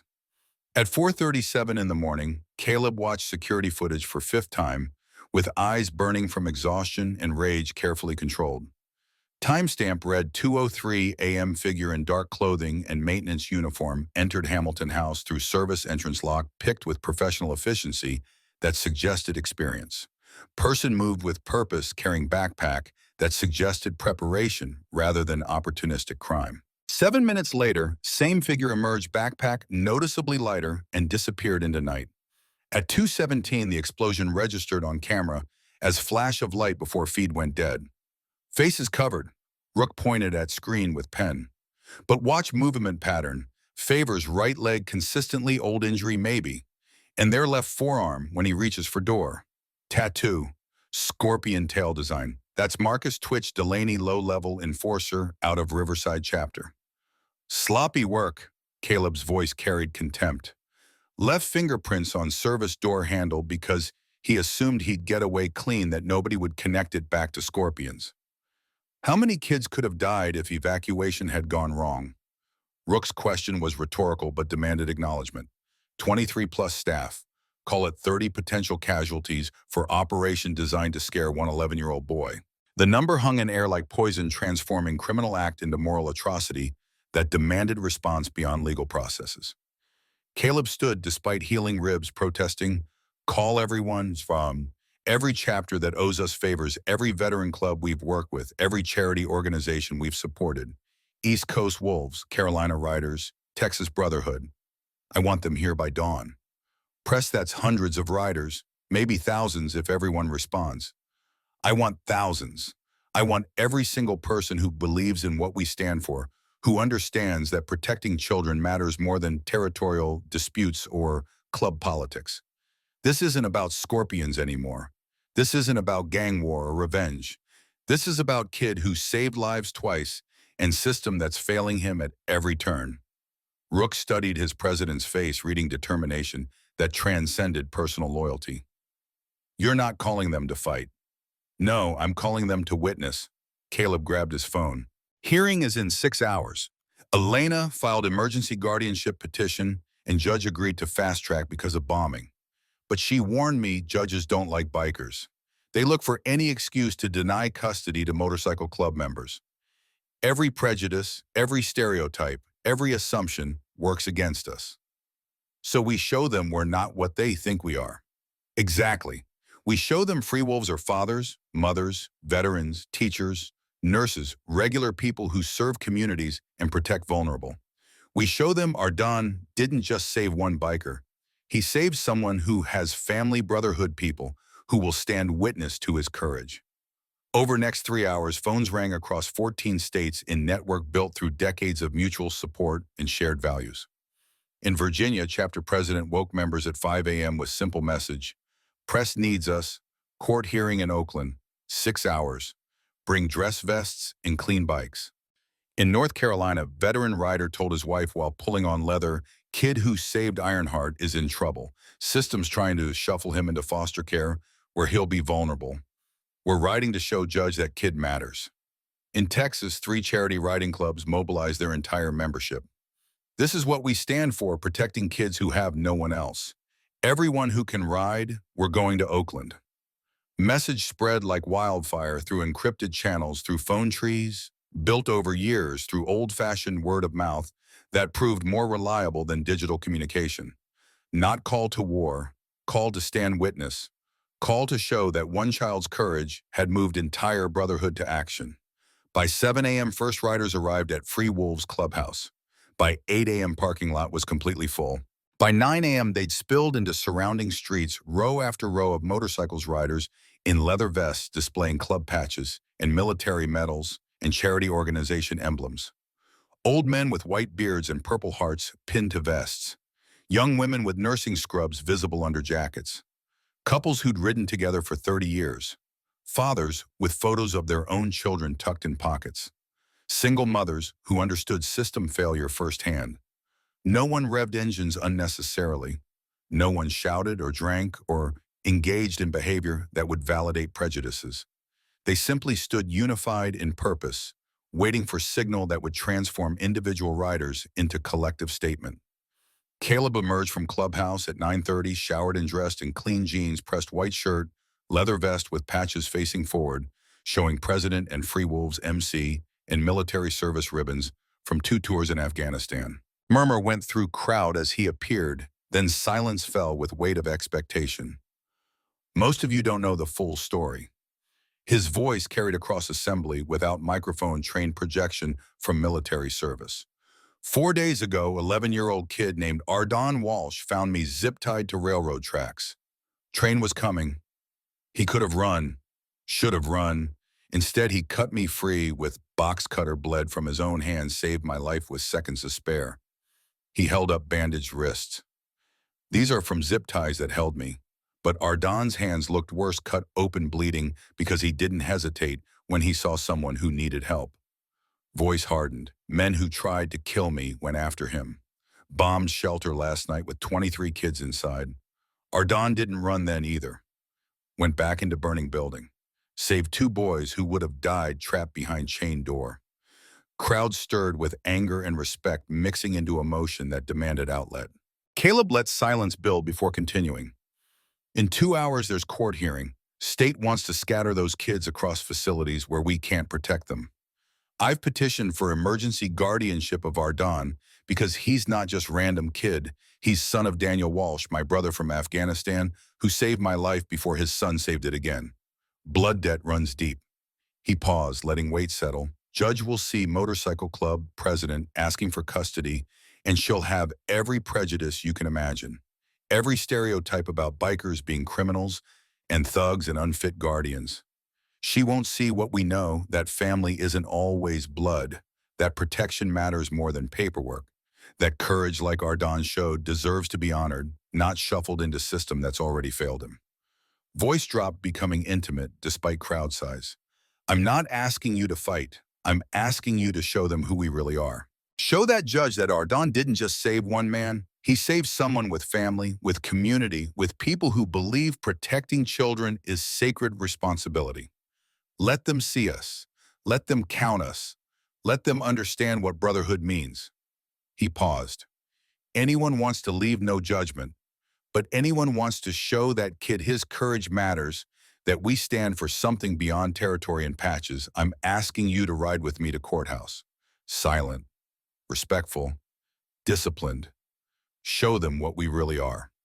For a moment, no one moved. Then veteran in front row, gray-haired, missing left arm below elbow, purple heart visible on vest, raised his right fist, for the kid. Another voice echoed, for the kid. Then another spreading through crowd like wave, for the kid. Until 2,000 voices spoke as one unified statement that transcended individual clubs and became something larger, for the kid. Caleb nodded throat tight. Then let's ride. Engines started together in rolling thunder that shook windows and rattled ground beneath. They rolled out in formation, following Caleb toward courthouse, river of steel and leather, and purpose flowing through Oakland streets towards system that was about to see exactly what brotherhood meant when pushed to stand witness for child who'd saved one of their own. Ardon arrived at the courthouse at 10:47 in white state van that smelled like disinfectant and institutional failure, flanked by 2 social workers, whose names he hadn't bothered learning, and family services attorney he'd never met before this morning. Ms. Reeves sat beside him, maintaining professional distance that made conversation impossible, even if he'd wanted to talk, which he absolutely didn't. The judge will ask you questions, Ardon. Answer honestly. Speak clearly. Don't let nervousness make you shut down. This process exists to protect you. Her voice carried rehearsed reassurance that had been deployed for countless children cycling through system machinery. But Ardon was terrified in ways that transcended normal nervousness. Through van window, he could see courthouse gray stone building designed to intimidate, built-in era when architecture communicated power through mass and severity. Police officers stood on steps looking simultaneously bored and alert. News cameras clustered near entrance drawn by headlines about Hamilton house bombing that had made protecting children suddenly newsworthy. Why are there so many reporters? His voice came out smaller than intended. The explosion made national headlines. Children's shelter bombed, multiple kids endangered. Media wants statements, reactions, someone to blame. The hearing itself is closed to press, but they're hoping for comments afterward from officials or attorneys. Van pulled into courthouse's back entrance, avoiding press gauntlet that would have transformed Ardon into spectacle rather than person. Officer escorted them through security checkpoint and up to third floor, where family court convened in realm that decided children's fates with gavel strikes and paperwork that became permanent record. The hallway was empty except for court staff moving with purposeful efficiency and attorneys checking phones while waiting for proceedings to begin. Ardon sat on a hard wooden bench with Miss Reeves on one side and state's attorney on other. Nobody spoke to him. He was case file problem requiring solution child whose opinion mattered less than adult interpretations of his best interests. At 10:52, he heard something that didn't belong to courthouse atmosphere. Distant rumble like approaching thunderstorm on clear day. Fluorescent lights flickered slightly. Court staff looked up from paperwork confusion, crossing faces trained to ignore distractions. The rumble grew exponentially louder, closer, transforming from background noise into physical presence. Building began vibrating with frequency that made filing cabinets rattle and coffee cups dance on desks. Ardon felt it through, bench through floor, through bones, mechanical heartbeat that promised something massive approaching. What is that? Someone asked question that everyone was thinking. Bailiff rushed to window overlooking street, looked down and his eyes widened with expression, mixing shock and disbelief. My God. Ardon stood, drawn by compulsion. He couldn't name, moved to window, despite Miss Reeves' protest. What he saw made breathing difficult and heart hammer against ribs hard enough to hurt. The street was filling with motorcycles. Not dozens, not hundreds, thousands. They rolled in from every direction like tributaries feeding into river, east and west, north and south, converging on courthouse in formations so precise it suggested military coordination rather than spontaneous gathering. Sound was overwhelming physical force that made windows rattle in frames and floor vibrate beneath feet. Row after row after row.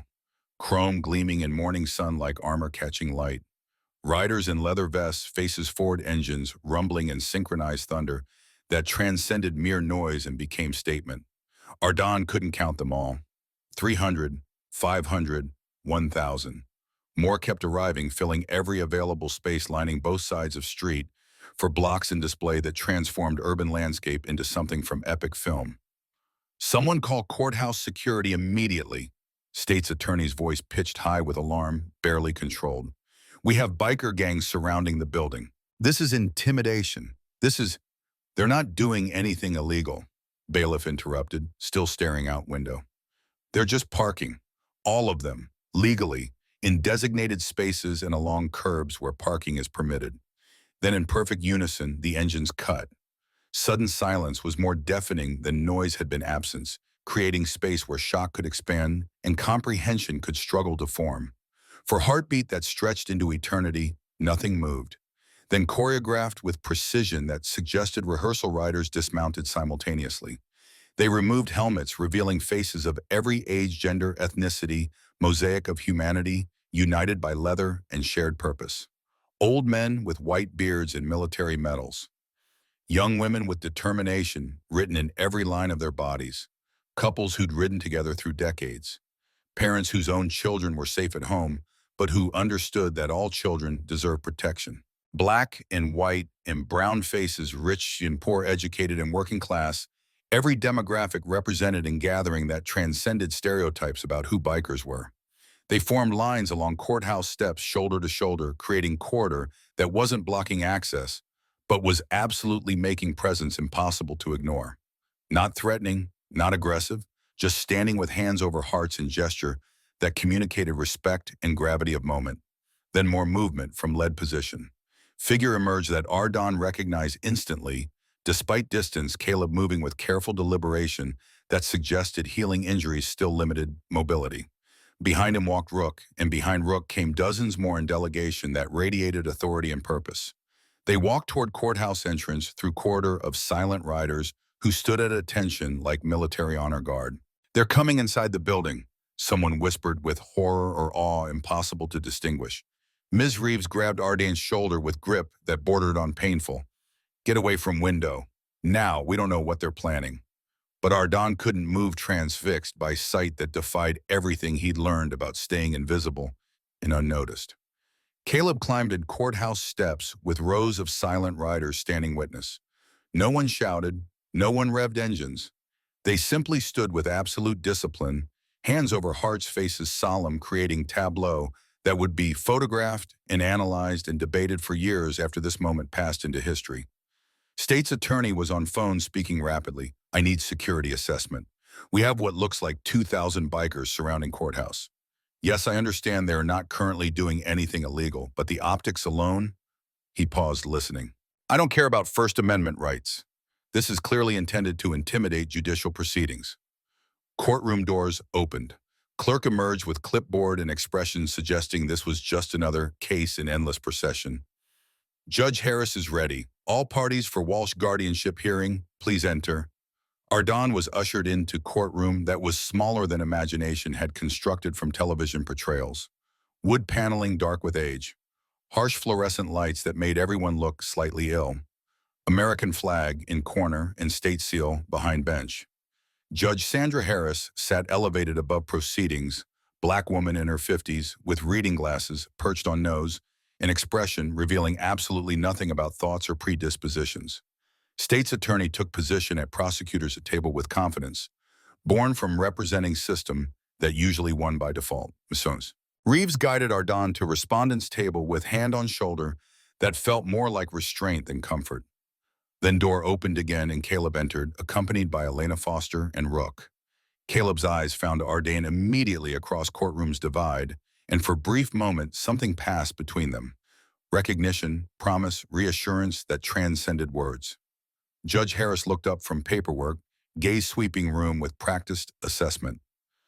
"Before we begin, I'm aware there is significant presence of motorcycle club members outside this courthouse. Bailiff provides status report." Bailiff stood. "No illegal activity observed, Your Honor. Peacefully assembled on public streets. No weapons visible, no disturbances, no traffic violations or obstruction. They're simply standing." "How many?" Bailiff hesitated before answering. "Last count was approaching 2,000, Your Honor. More continue arriving." Judge's eyebrow raised fractionally, only external sign of surprise. 2,000 individuals. "Yes, ma'am, from multiple clubs across multiple states based on vest patches visible." She looked directly at Caleb with expression that demanded explanation.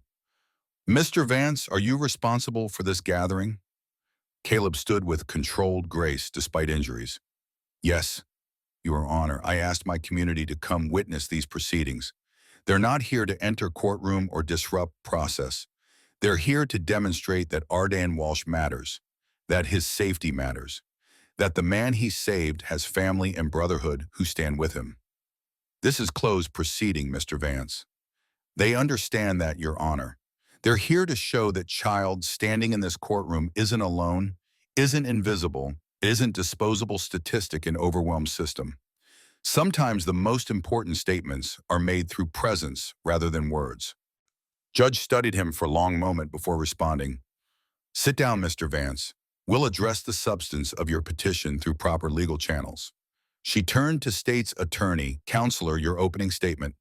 Prosecutor stood adjusting tie with practiced gesture. "Your Honor, the state opposes Mr. Vance's emergency petition for guardianship on multiple grounds. Mr. Vance is president of Motorcycle Club with documented criminal associations. He has prior arrest record, including assault charges. He lives in an environment that social services has determined unsuitable for minor child. Most importantly, he has no prior relationship with Ardan Walsh beyond chance encounter occurring just days ago." His voice gained momentum. "The state recommends Ardan be placed in secure foster facility outside metropolitan area, where he can receive appropriate care from licensed professionals and be protected from individuals who targeted Hamilton House." We believe distance and anonymity provide better security than proximity to ongoing gang conflicts. Judge Harris nodded acknowledgement. Ms. Foster, your response. Elena stood with briefcase that radiated professional competence. Your Honor, we're not here to argue Mr. Vance is conventional guardian candidate. We're here to argue that Ardan Walsh faces extraordinary circumstances, requiring extraordinary solutions that conventional system cannot provide. She placed thick folder on bench. This documentation contains evidence of credible ongoing threats. Security footage showing individuals tampering with fences at St. Teresa's orphanage. The bomb that destroyed Hamilton House, endangering 23 children.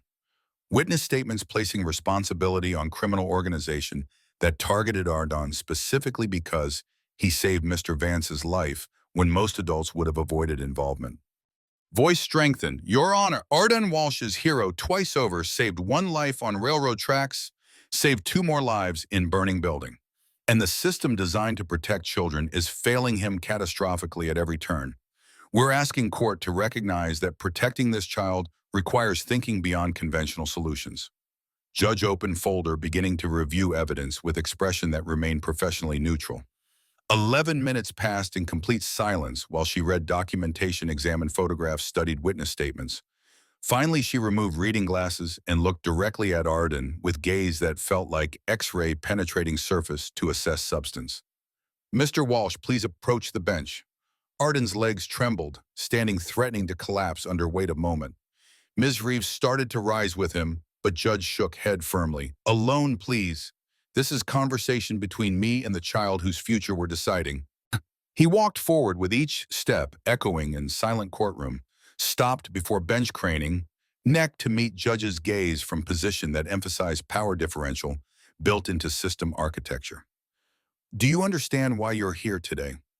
Her voice was gentler than expected, carrying warmth that contrasted with stern courtroom demeanor. Because people are trying to hurt me, because of what I did. And what exactly did you do?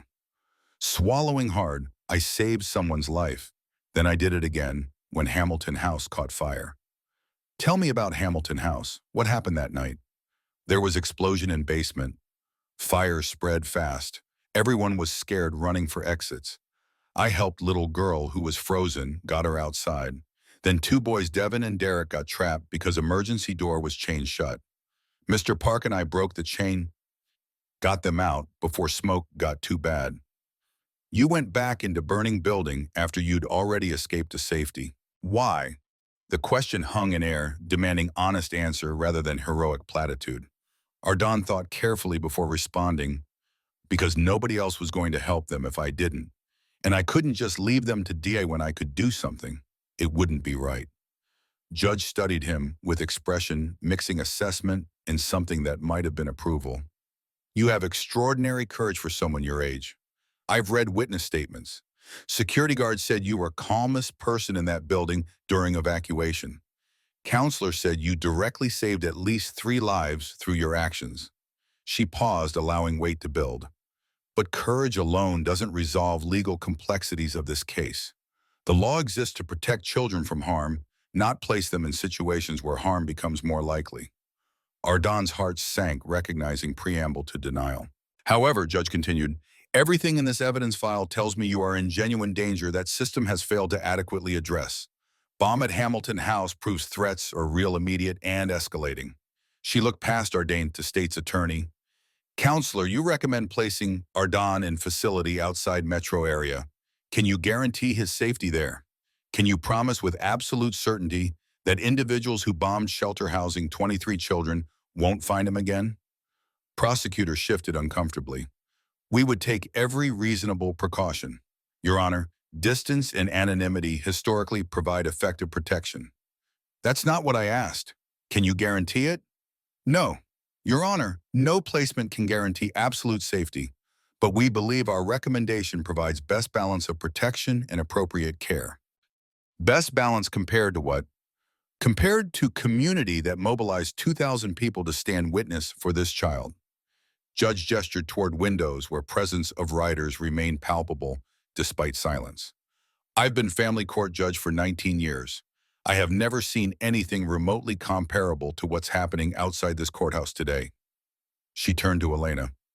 Ms. Foster, I've reviewed Mr. Vance's financial documentation, property ownership records, business income verification, and community service history. The package is impressive for anyone remarkable for motorcycle club president, but I need to hear directly from him about motivation and capability. Mr. Vance approached the bench. Caleb stood and walked forwards with controlled movements, stopping beside Ardon in position that unconsciously communicated protection and alliance. Mr. Vance, you're asking me to place traumatized 11-year-old boy in custody of motorcycle club president he met 4 days ago under extraordinary circumstances. Explain to me in clear terms why I should even consider approving this petition. Caleb met her gaze without flinching. Because I understand what he's going through, Your Honor. I grew up in foster care 7 different homes before I aged out at 18. I know what it feels like to be invisible, to believe nobody cares whether you live or die, to learn that survival requires making yourself small enough that adults forget you exist. His voice remained steady despite emotion underneath. But beyond personal experience, I knew Chardin's father. Daniel Walsh was my brother not by blood, but by bonds forged in Afghanistan when he pulled me from burning vehicle after IED blast. He saved my life while ammunition was cooking off in flames around us. I owed him everything. Pause for breath. 6 months ago, Danny died in workplace accident that I believe was murder, disguised as industrial mishap. He witnessed criminal operation, tried reporting through proper channels, and evidence disappeared. Corrupt officials protected criminals instead of witness. 2 weeks later, convenient forklift malfunction killed him. Voice hardened. I couldn't save Danny, but I could save his son. Ardon saved my life not knowing I owed everything to his father. That kind of courage, that kind of instinctive heroism, it deserves to be protected and honored, not shuffled into system that's already failed him catastrophically. You believe you can provide better protection than state foster care system. I believe I can provide what system cannot: family. Real family. People who will stand between him and anyone who means harm. Your Honor, those 2,000 people outside aren't criminals. They're veterans and nurses and teachers and parents. They're people who believe protecting vulnerable children is sacred responsibility that transcends convenience or personal safety. Judge was silent for a moment before asking, and if I deny this petition, if I determine you're not suitable guardian despite your obvious sincerity, then I respect court's decision and work within whatever parameters you establish. But I won't abandon that child. I'll find legal ways to remain involved in his life to ensure he has support and protection, because that's what family does. That's what honor demands. Judge turned attention back to Ardon. Mr. Walsh, do you understand what Mr. Vance is proposing? Do you know he wants to become your legal guardian? Yes, ma'am. How do you feel about that possibility? Ardon looked up at Caleb standing beside him. This man he'd known less than a week, who'd nearly died on railroad tracks, who'd sent army of bikers to stand witness for him, who was risking everything to protect Daniel Walsh's son. I don't know him very well yet, but he came back when he didn't have to. Could have just said thank you for the rescue and moved on with his life. But he didn't. Neither did any of them. He gestured toward the windows. I've been in the system my whole life, Your Honor. St. Teresa's, Hamilton House, foster placements, before I can even remember. Nobody ever showed up for me like this. Nobody ever treated me like I mattered enough to fight for. Maybe that means something. Judge leaned back in chair, expression shifting through calculations invisible to observers. Foster, if I were to grant this highly irregular petition, what safeguards would be implemented? Elena stepped forward. Monthly home visits from family services to assess living conditions and child welfare. Regular check-ins with court-appointed counselor specializing in trauma recovery. Mr. Vance has agreed to full transparency and cooperation with all oversight requirements. Additionally, Free Wolves MC will cooperate completely with law enforcement regarding bombing investigation and ongoing threat assessment. She pulled out additional documentation. State police have issued warrants for 3 members of Scorpion's MC in connection with Hamilton House bombing. 2 suspects are already in custody. Evidence recovered from scene, including security footage and fingerprint analysis, has been provided to prosecutors. We believe the criminal organization responsible will collapse under weight of multiple felony charges currently being filed. Judge processed information with speed, suggesting years of making difficult decisions under pressure. This is highly irregular. In fact, it's unprecedented in my courtroom experience. But circumstances are extraordinary in ways that demand extraordinary responses. She paused, an entire courtroom held collective breath. I need to disclose something that might constitute conflict of interest, which is precisely why I'm disclosing it. 3 years ago, my teenage son Benjamin was involved in a car accident. He was trapped in vehicle panicking with fuel leaking that created imminent fire danger. Group of bikers stopped at the scene, members of Free Wolves MC. They stayed with my son, kept him calm, used equipment from their bikes to extract him from wreckage before emergency services arrived. They quite possibly saved his life. State's attorney stood immediately, Your Honor. This represents clear conflict of interest that requires recusal, which is why I'm disclosing it on record, counselor. My gratitude to individuals who helped my son doesn't change facts of this case. Evidence clearly shows Ardon faces credible threats. System has failed to protect him adequately. Mr. Vance has demonstrated financial stability, community ties, and legitimate relationship to child's deceased father. She looked at Ardon. The law gives me discretion in extraordinary humanitarian situations where conventional solutions would place child at greater risk. Mr. Walsh, this absolutely qualifies as extraordinary situation requiring judicial discretion. The words seemed to hang in air, pregnant with possibility that Ardon was afraid to fully comprehend. I'm granting emergency temporary guardianship to Caleb Vance effective immediately with strict conditions and oversight. Monthly home visits by family services are mandatory. Weekly sessions with trauma counselor are required. Complete background checks on all individuals with regular access to the child. Full review hearing in 90 days where guardianship will be evaluated based on child's welfare and adjustment. Judge's voice hardened. Mr. Vance, if you fail this child in any way, if you expose him to danger, neglect your responsibilities or prove unfit as guardian, but I will personally ensure you never have custody of a minor again. Am I absolutely clear? Caleb's voice was rock steady. Crystal clear, Your Honor. I won't fail him. Then this hearing is concluded. Bailiff, prepare custody transfer orders. The gavel struck with sound that echoed like gunshot. For heartbeat, nobody moved, shock, paralyzing everyone as reality of decisions settled. Then Elena smiled with professional satisfaction. Rook exhaled breath he'd been holding. State's attorney gathered papers with expression mixing resignation and disapproval. Ardon looked up at Caleb with eyes burning from emotions too complicated to name. I get to stay with you, really?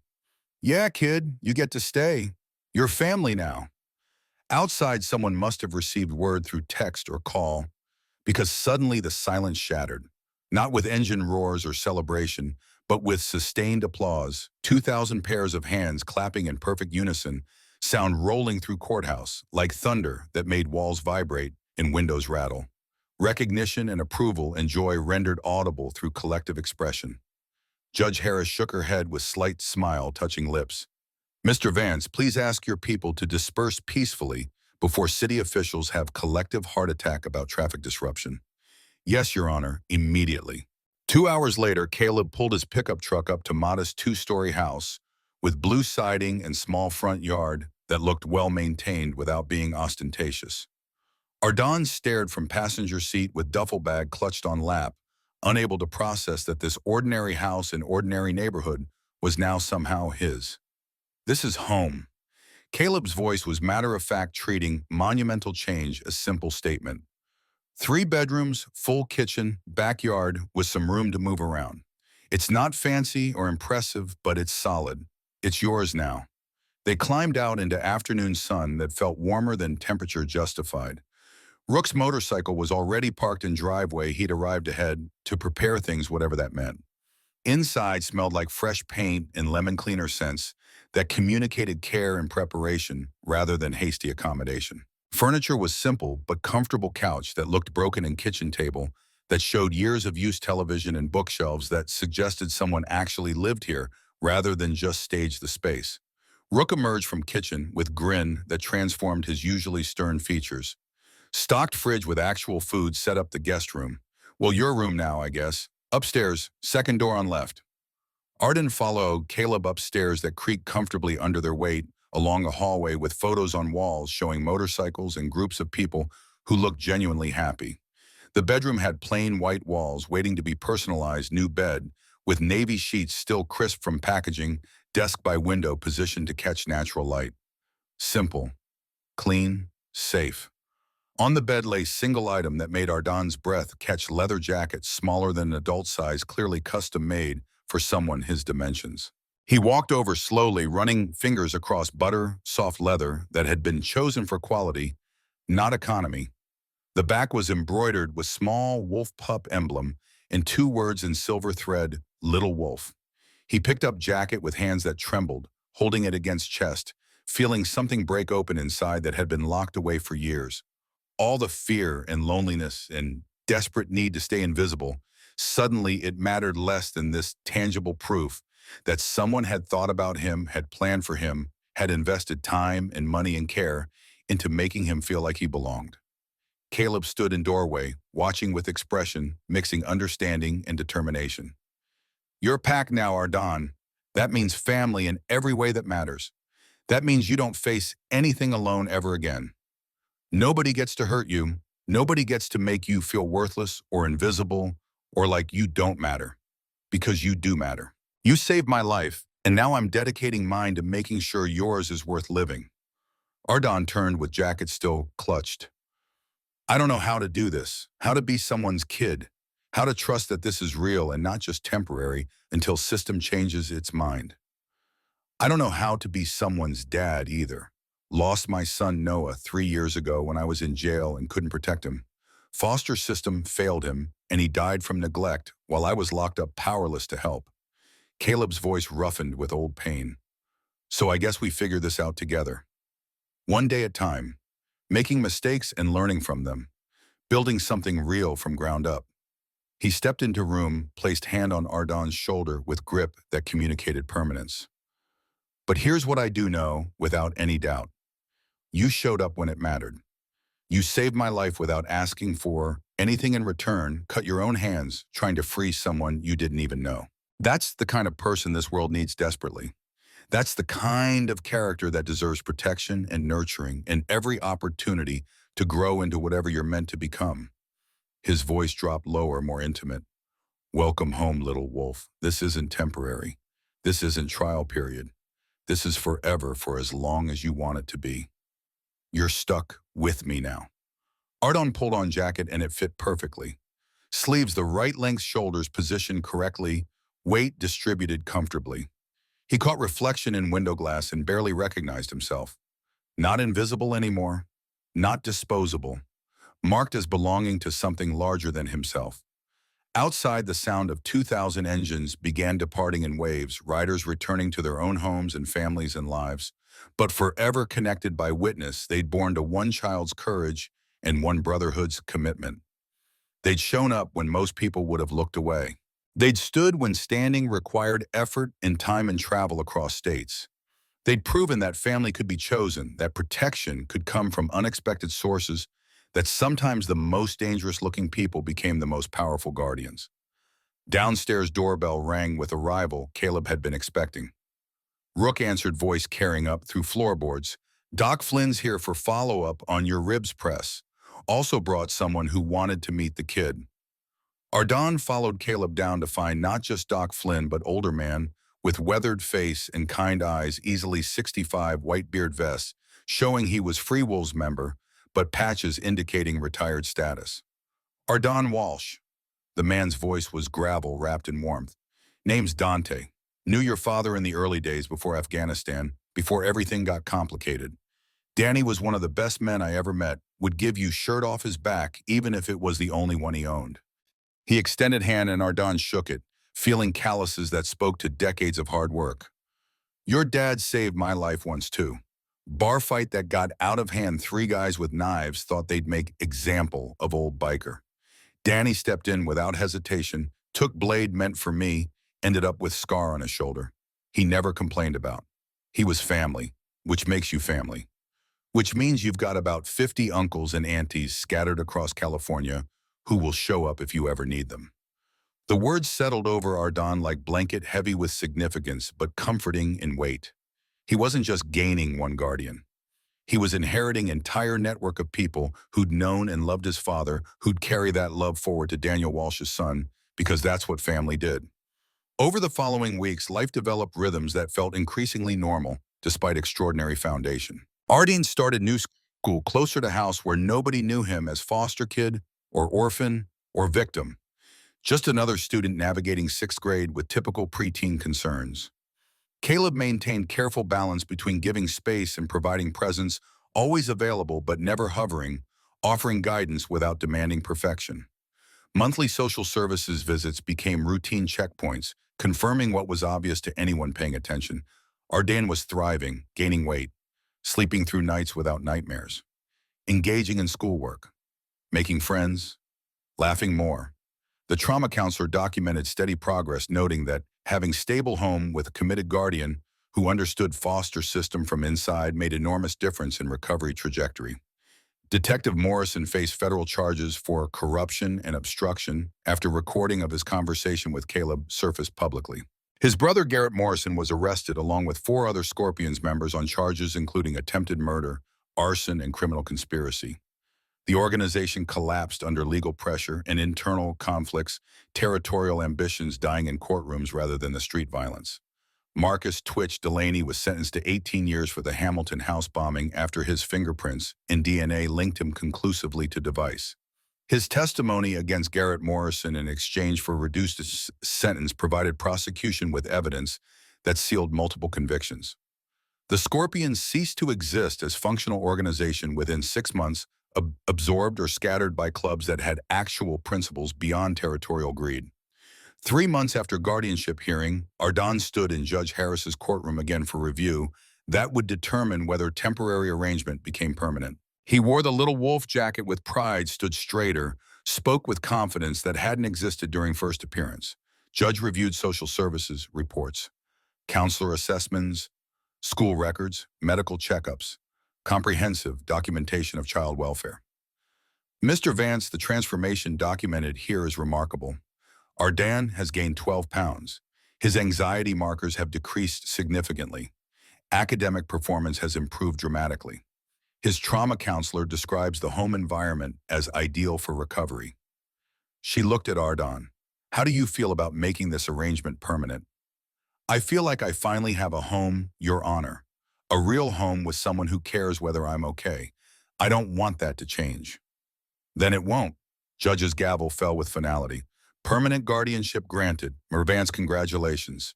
You've done well by this child and by the memory of his father. Ardan, you've shown remarkable resilience and courage. I expect great things from your future. Outside courthouse, small group waited Rook and Dante and Doc Flynn and Elena Foster, who'd become more friend than attorney.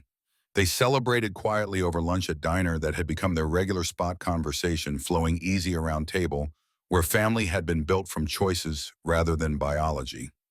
That evening, back at house that was genuinely home now, Ardon helped Caleb prepare dinner in kitchen that smelled like garlic and fresh bread. The ordinariness felt miraculous routine domestic activity that countless families took for granted, but that represented everything Ardon had never had. Dad. The words slipped out before Ardon fully registered. He'd said it, freezing both of them mid-motion. Caleb set down knife he'd been using to chop vegetables, turned to face Ardon with expression that struggled to contain emotion. Yeah, son. The confirmation, the acceptance of title and relationship it implied broke whatever dam had been holding back. Ardon's fear that this was all temporary illusion that would dissolve.